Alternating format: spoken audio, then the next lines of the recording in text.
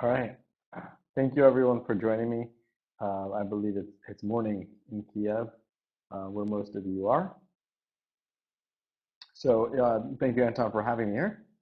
So let's get started. So today we're going to talk about international marketing, and specifically when you're doing international marketing, why SEO is so important. So I imagine that most of you are doing some sort of international marketing because you are in Ukraine and you understand English. So you're crossing borders and crossing your own language.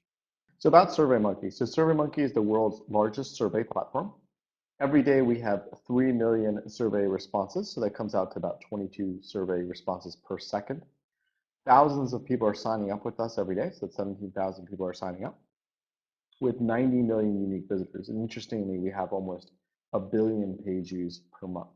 So we are the absolute largest survey platform, and millions of people are using us every day to make decisions about everything ranging from how their company is doing to where they should go for lunch. So we have 20+ million registered users. And most of these registered users are not actually paying us. So they're using our free product to do a variety of things. So 99% of the Fortune 500 is using us, as well as all these major brands. So they're making really important decisions.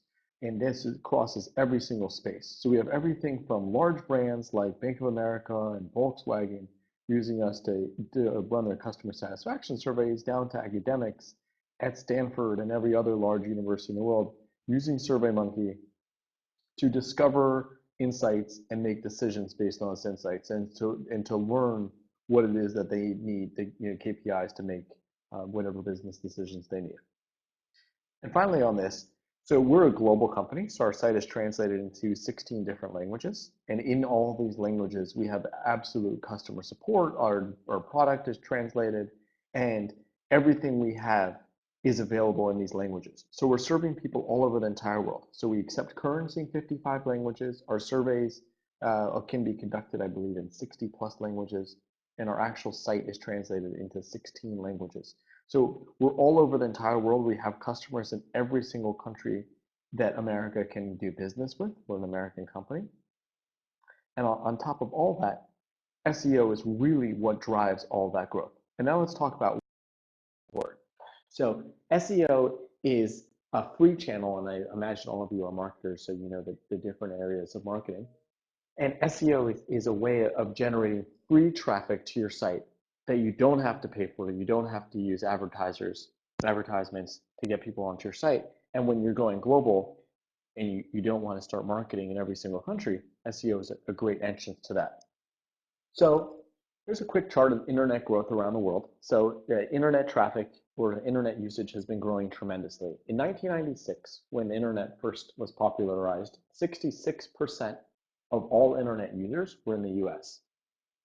And now only 10% of internet users in the entire world are in the US. So the internet is growing tremendously all over the world. Actually, Asia is growing the biggest, but the internet is growing tremendously.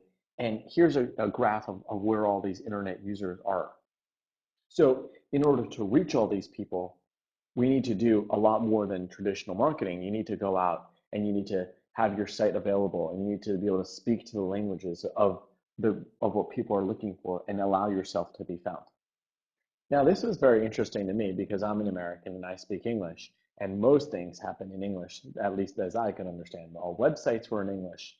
All internet traffic air traffic controllers have to speak English. We're conducting this very webinar in English. So to me, English seemed like a very popular language that everyone in the world might speak.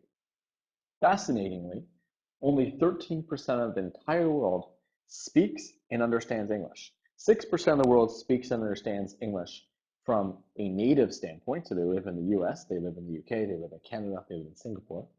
And the rest of the people speak and understand English from a non-native perspective. So that's only 13% of the world.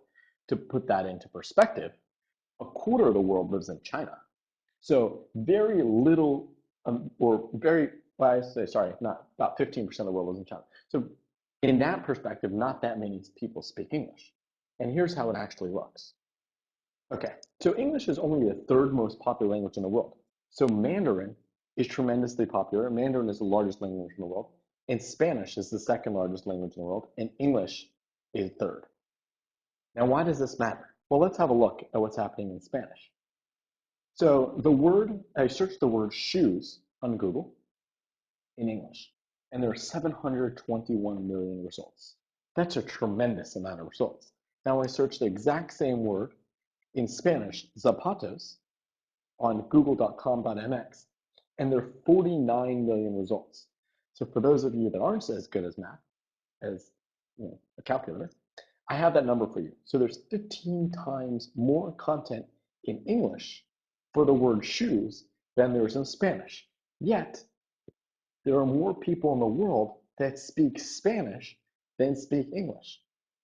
That's a massive opportunity. There are more people in the world that wear shoes and speak Spanish natively than people in the world that speak English and wear shoes natively, and yet there isn't that content. So going back to what I said earlier, SEO is a great way to reach people. These are people looking to buy products, looking to find things online, and it does not exist for them.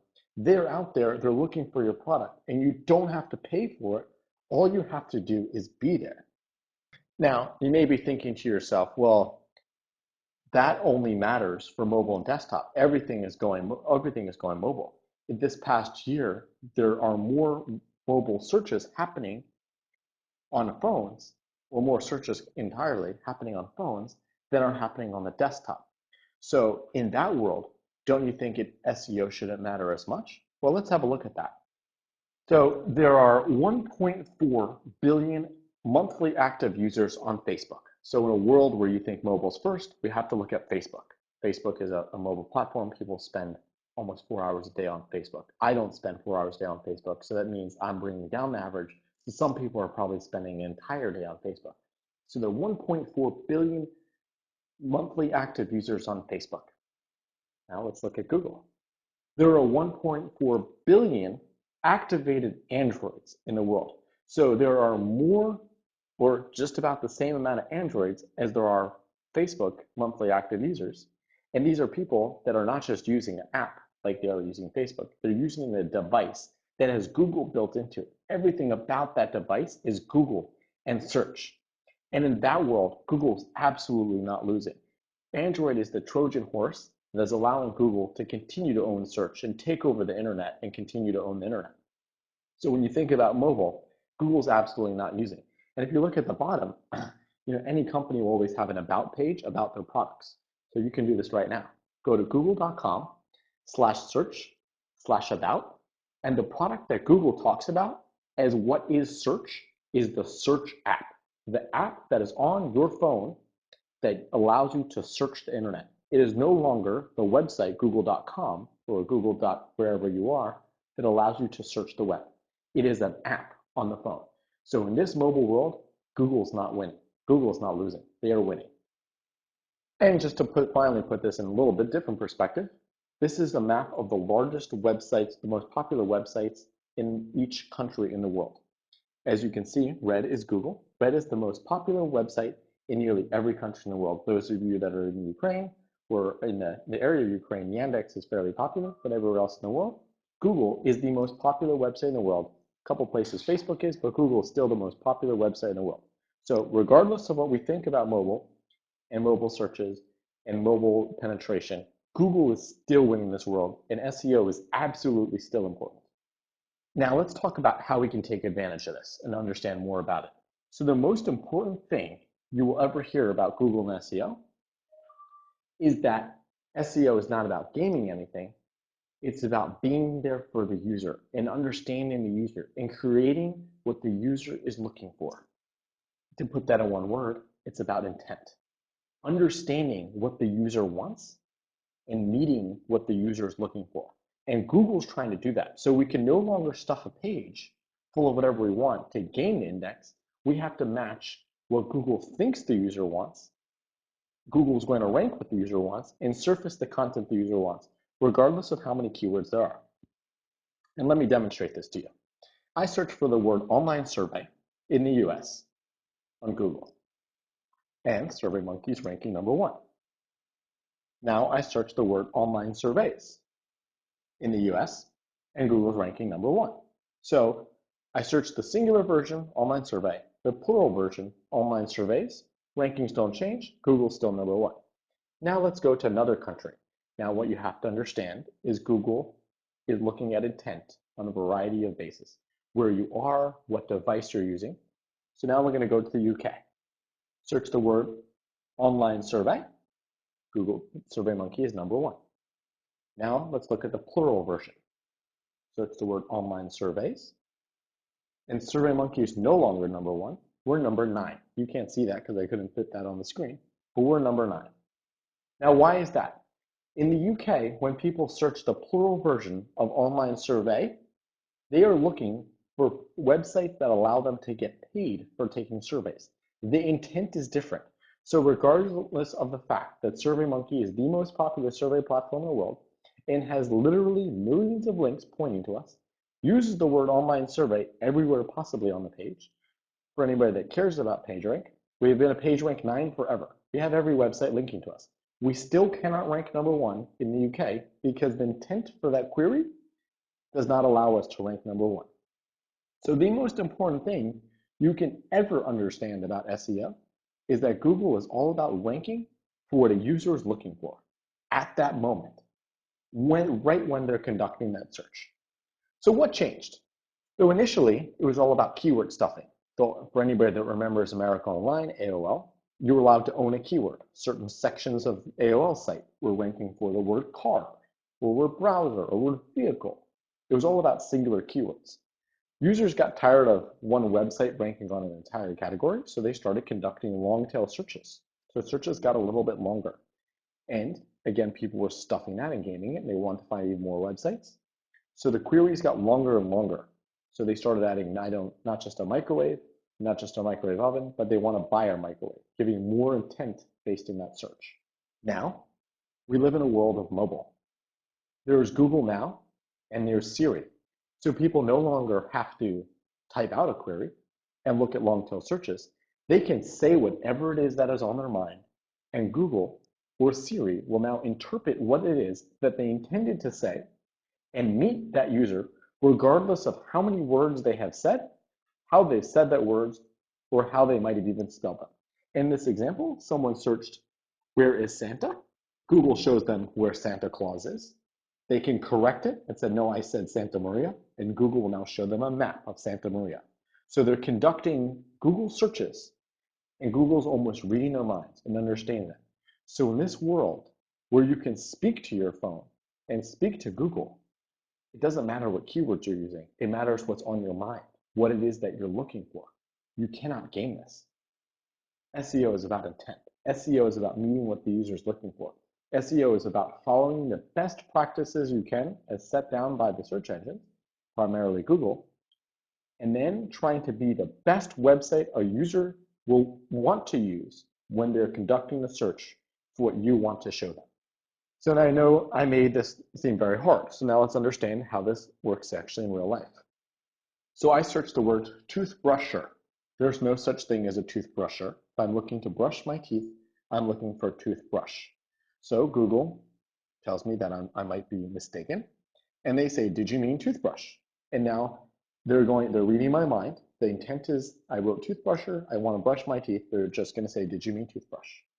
Now I searched teeth brush. Google knows that there's no such thing as a teeth brush. They are thinking to themselves that Eli's an idiot. We're going to say, "You meant toothbrush. Here is the results for toothbrush." Not only that, we're so sure that you meant toothbrush, we're going to give you the knowledge box for toothbrush. Then I searched toothbrush ringer, which was just me adding words onto toothbrush. And Google knows that there's no such thing as a toothbrush ringer. They decided that I most likely wanted a toothbrush finger, which similar spelling. And they showed me results for toothbrush finger. I didn't even have any idea that existed, so Google read my mind that I didn't even know I was thinking. One step further, I searched toothbrusher ringerish. Google is pretty sure that I'm off base. I don't know what I'm looking for, but they're not 100% sure. So they say, "Did you mean toothbrush hanger?" So they're constantly trying to interpret the queries and give me a good experience. They didn't give me any results, but they give me a chance to do another search. And then finally, I wrote Google toothbrusher ringerishes. Google's like, you are just typing random gibberish. We have nothing to show you.